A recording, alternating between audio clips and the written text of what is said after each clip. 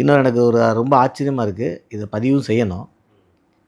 ஒரு நண்பர் சொல்கிறாரு, சார் அப்படி ஒரு இறக்கவே இல்லை, 41 பேர் இறக்கவே இல்லை சார். ரொம்ப ரெஸ்பான்சிபிளான பர்சன். 3 நாள் கழித்து சொல்கிறாரு, 41 பேர் இறக்கல சார், அவங்கெல்லாம் மயங்கனம்லாம் எந்திரிச்சு போயிட்டாங்க, இவங்க வந்து ஒரு 41 பாடியை வச்சு ட்ராமா பண்ணுறாங்கன்றார். இப்போ இந்த கருத்தை சொல்லி இவர் யாரை குற்றம் சொல்கிறாருன்னு தெரில. ஏன்னா நானும் சொன்னேன், இறக்கலைன்னா ரொம்ப சந்தோஷம் தானே, இதோட என்ன மகிழ்ச்சியான ஒரு விஷயம் வேணும்.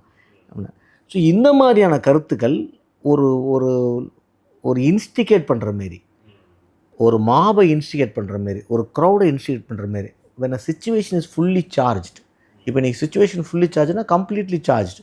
ஒரு பக்கம் விஜய் கட்சியில் இருக்கிறவங்கெல்லாம் நான் அந்த கட்சி ரெண்டு கட்சியும் சாராதனால எனக்கு ஒரு ஃப்ரீடம் இருக்குது இதில் பேசுகிறதுக்கு.